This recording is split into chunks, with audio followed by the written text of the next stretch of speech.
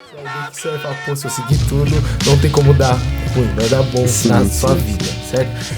Então, hoje eu tô um pouco tenso, porque o assunto é parte de direito, lei, é complicado. Tem isso porque eu já não entendi como assim, você vai precisar de advogado? Não tô devendo a sociedade, eu acho. Conta direito aí, né? Conta direito. Dá um pouco de medo, né? Porque é um assunto muito profundo, é muito sério. Sim, não é à sim, toa sim. que a OAB deve ser uma das provas mais difíceis de conseguir passar. Deve ter gente que tá 10, já ouvi, 10, 15 anos, e tem gente que morre sem conseguir a OAB. Tem isso. Tem, né? Tem. Então não é um exagero que eu ouço. Um pouco difícil. Vamos falar um pouco do... Como que foi a sua história? Porque a primeira vez que eu tô conhecendo uma advogada no Japão que exerce a função dentro do Japão. Você pode estar contando um pouquinho pra gente, vamos Márcia? lá. Eu vou contar um pouquinho a minha história, resumidamente. Sim, legal. Bom, eu fiz direito no Brasil. E assim que eu terminei a faculdade de Direito, foram 5 anos de faculdade. Aí eu já, logo que terminei a faculdade, eu já ingressei numa pós-graduação de mais 2 anos. Nesse ínterim, nós estudamos para a prova da OAB, né? Porque você estuda 5 anos, você não é um advogado, você é bacharel em Direito. Para você ter como exercer a advocacia, você tem que fazer essa prova da OAB. E na época eu não tinha muitas condições financeiras. É caro? Muito caro. Para mim era caro, eu não tinha condições de pagar um cursinho, porque existem cursinhos para você fazer essa prova. E eu não tinha muitas condições. E fiz mesmo assim, falei, é a minha chance.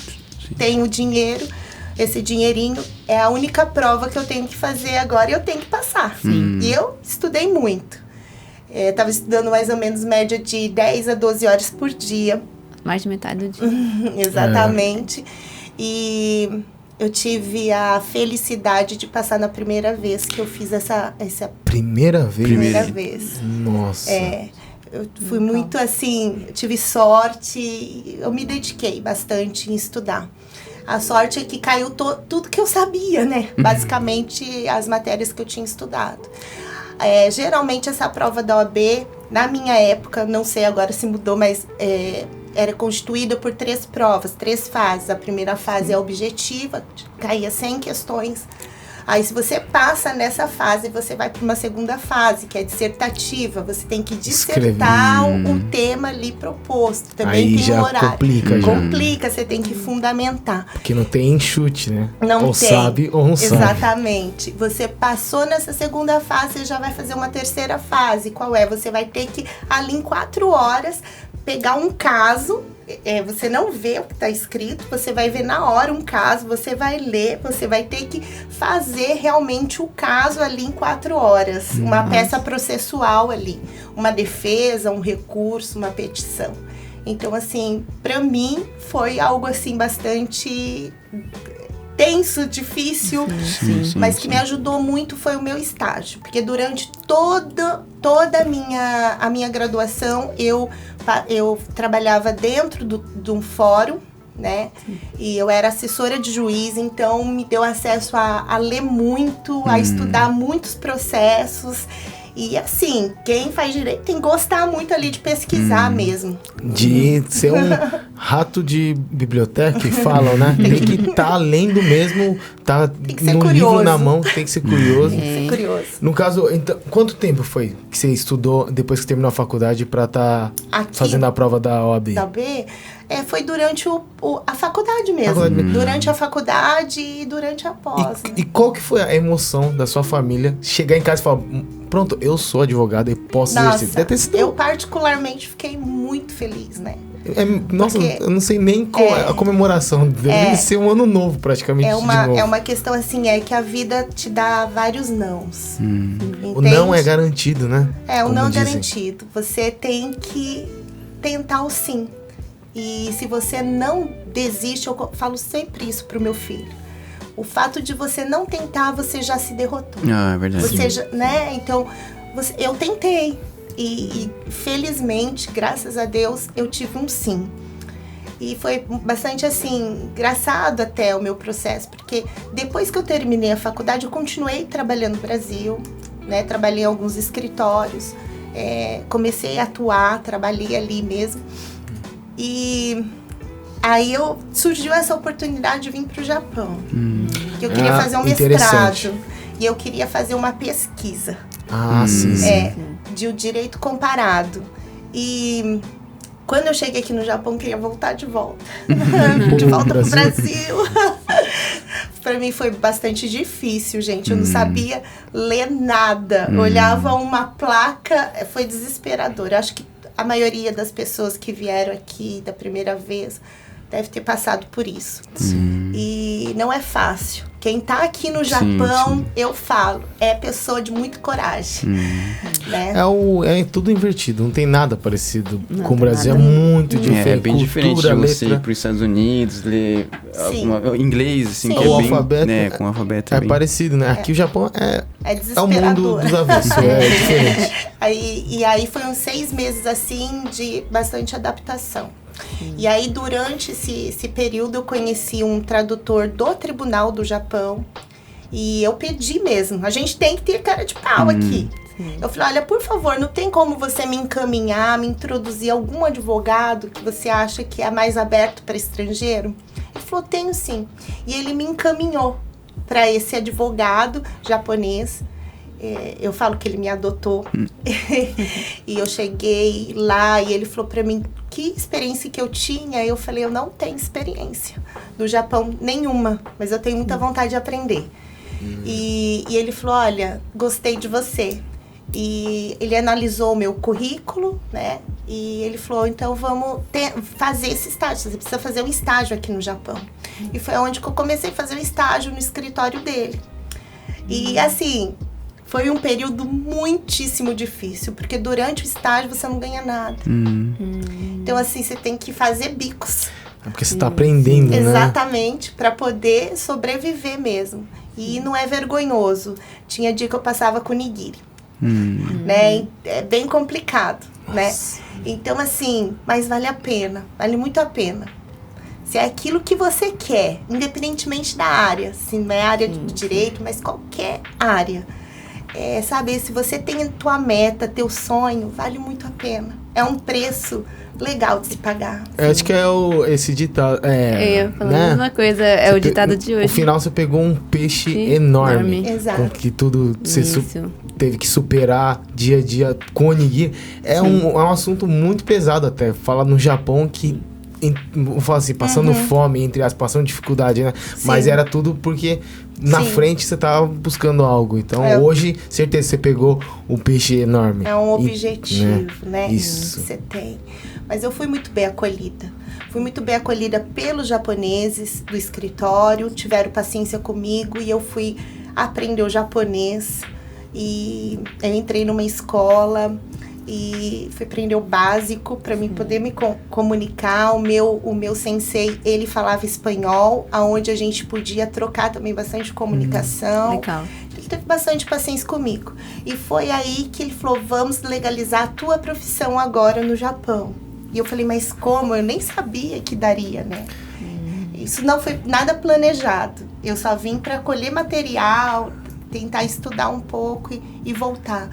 E aqui eu descobri essa possibilidade, né? E foi muito legal, foi fantástico. No caso, você eu não sei como que se classifica, mas o seu, no caso, é internacional. Exatamente. Então você pode... Esse internacional que diz, tem restrição ou é qualquer país que você tivesse pode estar fazendo trabalhando na sua área? Como que funciona essa parte? Vou falar a nível de Japão.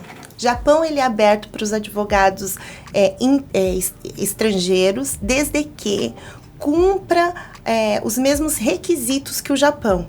5 anos de faculdade, que você tenha feito estágio, que você tenha 3 anos já de advogando no seu país, que tenha uma certa experiência, que você tenha currículos, recomendações de autoridades do Brasil, e aí você traz. Como eu trabalhei muitos anos com juízes, eles fizeram as cartas de referência para mim. Isso contou e me ajudou muito também. E aí, quando eu fui dar entrada, só para vocês terem uma noção, no Ministério da Justiça, então, do Japão, Romo Show, lá em Tóquio. Esse Romo Show, ele é muito exigente. Eles exigiram muitas documentações. E toda vez que eu levava as documentações, vencia um, aí tinha que pedir outro. Então, assim, é muito complicado, muito complicado. E toda vez indo para Tóquio, são viagens caras para quem está estudando. Verdade. Né? E, então, assim, foi um pouco demorado.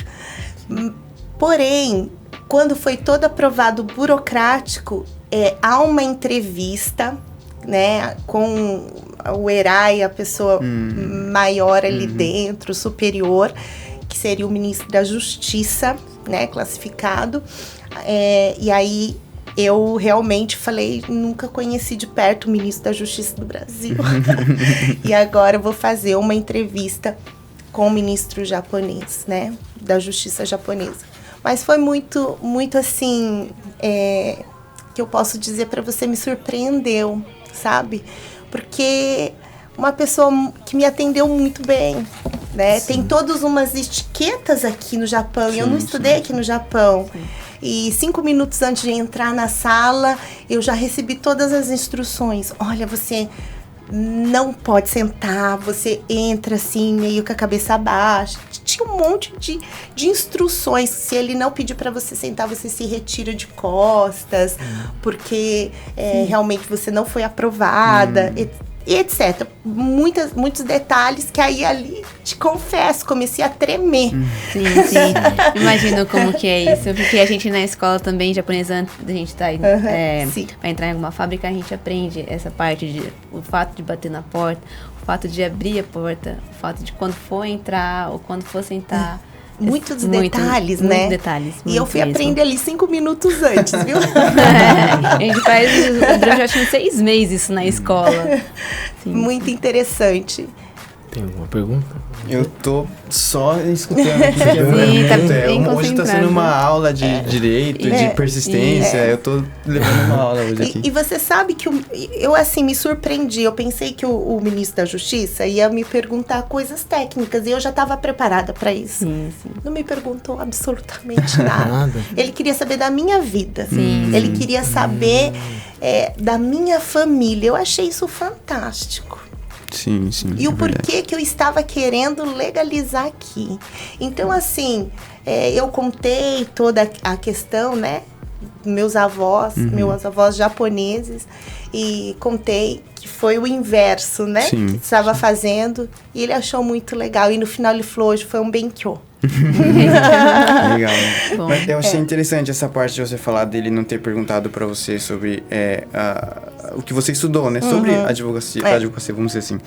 Porque a gente trabalha com recursos humanos também, tem que encontrar com muitas pessoas, tem que fazer várias entrevistas. É lógico que o ramo é totalmente diferente, mas a gente tem que encontrar com pessoas, né? Então a gente tem que lidar com pessoas.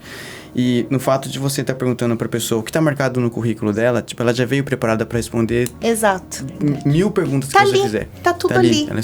Então, já comprova que ela sabe, né? Sim. Quando você pergunta sobre a vida da pessoa, o hobby da pessoa, o que ela faz no sábado, no domingo, ou qualquer coisa sobre família, aí você realmente começa a conhecer a pessoa. Exato. Então eu realmente acho que isso foi uma coisa muito importante. E se você passou é porque realmente ele gostou muito de você. Né? Muito obrigada. Eu acho, né?